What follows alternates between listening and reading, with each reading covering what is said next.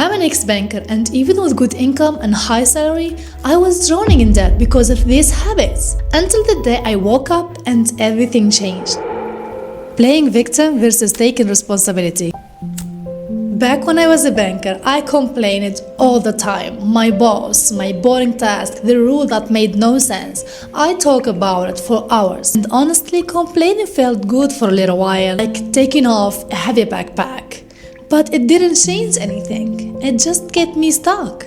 Because when you keep saying it's their fault, you're giving your power and your future to someone else. And the truth is, you can't control other people, but you can control what you do next. Things only started to change when I stopped making excuses and started taking small steps. I learned new skills, I looked for new ways to earn, and I told myself, this is my life and I'm the one driving it. And that's when things started to shift. If you want a real result, stop waiting for someone to save you. Every time you feel like complaining, stop, pause, and ask yourself, okay, what can I do right now to make this better? That one question will make you move forward. Scared of saying no. Because I grew up poor and got bullied a lot, I just wanted to be liked, so I was scared to say no. I was saying yes for everything, for dinner I can't afford, for a trip I had to put on my credit card just to feel included. I didn't want to disappoint anyone. Every time I said yes to something that wasn't right for me, it cost me not just money but peace, and I ended up tired, broke, and honestly disappointed in myself. That's when I realized wealth starts with boundaries. A boundary means knowing your limit, what you can give and what you can't. And saying no doesn't mean you're selfish. It means that you're being real. Because when you say no to things that drain you, you create the space to say yes to things that actually matter. If a friend invites you to fancy restaurants you can't afford, you can suggest simpler one that fit your budget. It's okay. If a family member asks you for something that pulls you off track, you can simply say no and explain calmly why you can't. At first it feels scary, but the right people will get it and you will feel free. Your time and money are limited. Use them for the life you're building, not to please everyone else. Waiting for perfection and fear of failure. Waiting for the perfect moment, feel smart, feel responsible, like you're being mature. You wait more money, the perfect plan, the right time, but it's actually not. It's a fear, pretending to be smart. Fear of losing money, fear of failing, fear of people seeing you start before you're ready. When I left my corporate job, I kept telling myself I will start my business when I have more knowledge, better editing, better filming skills, better accents, more money maybe, better camera, better editing software. I thought I was being careful, but the truth, I was just scared. That fear kept me stuck in a circle and wasted a lot of time without taking that first step. Until I realized the perfect moment doesn't exist. If you wait for everything to be perfect to start, you will wait forever. So I started with what I have. My first video was bad. My early business idea failed, but I learned. Every mistake showed me how to get better. Don't let fear hide behind the excuse of waiting the perfect moment to start. The perfect way to grow is to start. Start small and adjust as you go. And one day, your future self will look back and say, I'm so glad I didn't wait. Comfort zone living. The routine are easy and the choices are familiar. Nothing really push you, and that's feel okay. That's exactly how my life was. Monday to Friday, I lived just for the weekend. My paycheck was steady and I told myself this is stability, but I didn't realize that this stability is actually a trap. It kept me stuck in the same spending habits, the same way of thinking, the same limits. I wasn't happy because I wasn't growing. I kept calling this secure life, but it's actually a fear. A fear that kept me from trying anything new. It's like a bird sitting in an open cage. The door was wide open, but she forgot how to fly. And every time I avoid the unknown, I lose a little bit of my curiosity, a little bit of my confidence and my potential. But real growth lives outside that safe bubble. It lives with risk, effort and trying even if you are unsure. Just one small step into discomfort can change everything. Problem focused and scarcity. For years, all I could see were problems. Bills piling up, life being unfair, and that constant voice in my head, there is never enough. People like me don't make it. I didn't just think it. I believe it. I had a whole list of reasons why I wouldn't succeed. And I repeated them so much, and they started to feel like the truth. It's like my brain has one job, spot what's wrong.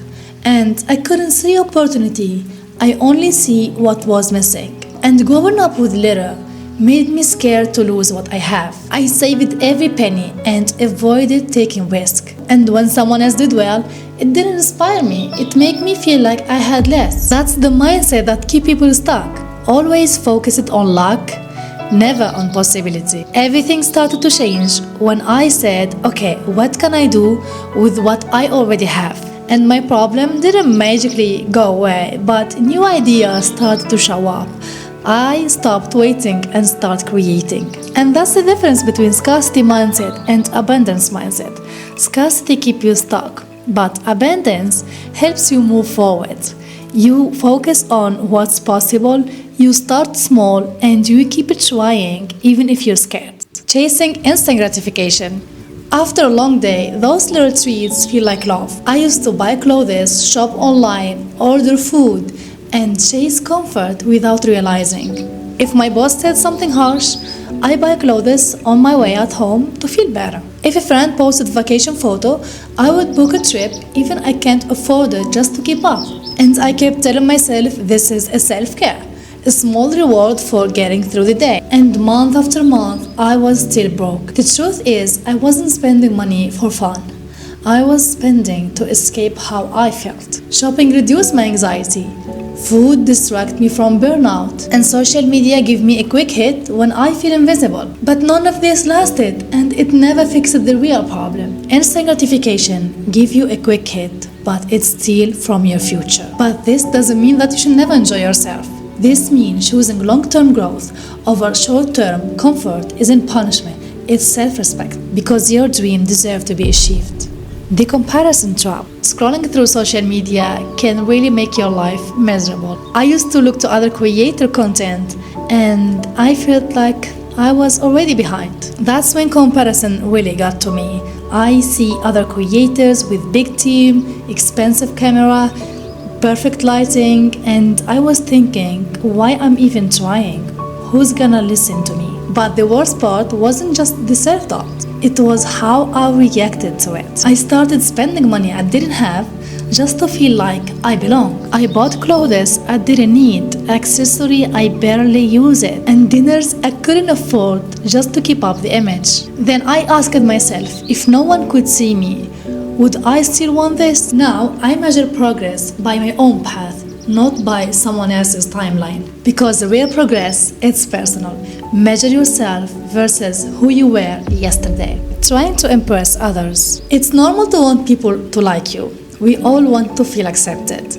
But if you build your life for applause, you will lose yourself. For a long time, approval meant everything for me. As a kid, all I wanted just to fit in, so I learned how to perform. I hide the weird part of myself and agree with everyone around me and do whatever it took to feel like it. And that habit followed me into adulthood. At my corporate job, I wore a suit that didn't feel like me. I bought flashy handbag just for the logo. I took on project I hated just to look like a team player. From the outside, I looked successful, but the inside, I felt empty. I was spending money to look like someone instead of investing that money to become someone. Approval doesn't pay the bills. Purpose does. And when I started choosing what felt right, everything began to shift. Some people didn't like it, and that's okay. The right one will stay. The more you live for yourself, the less you feel the need to prove anything to anyone. Spending without gratitude or goals. For a long time, I was earning money, but I wasn't building anything. As a banker, I had a good salary, but I was broke by the second week of every month. That's because I chose to live for appearances. I bought an expensive car just to show off, spent money on a restaurant and luxury items just to look successful. Even I was struggling to pay my bills. That was me. Earned money, but no plan and no vision. I was spending to impress. Things only started to change when I quit my job and started working online. I started seeing the money as a tool to invest in myself, and that gave my money a purpose. I set small specific goals, track the spending, and my spending became intentional. I'm not spending out of habits anymore. That simple shift from random to purpose changed completely how I see the money. Single income dependence. For most of my life, I believed that having one good job is the safest thing. A steady paycheck felt secure. But when I left banking, I finally saw the truth. Depending on one income is actually risky. If that job ends or you got sick, everything can fall apart. Having just one source of income is like standing on one leg, just small push and you're done. Real security comes from having multiple streams of income. And this doesn't mean that you have to work multiple jobs or burn yourself. It just means to not putting all your eggs in the same basket. After quitting, I started small. I worked as a freelancer. I design, I edit video, I create websites, I build different faceless YouTube channels, and I built my agency. Each stream was tiny at first, but together they gave me stability. If one slowed down, another kept me going. You can start with something simple and then grow and hire more people to grow faster. And having multiple income, make your decision based on what's right to you, not just what pay the bills. So you stop being afraid of losing one job or one client. That's what freedom really is.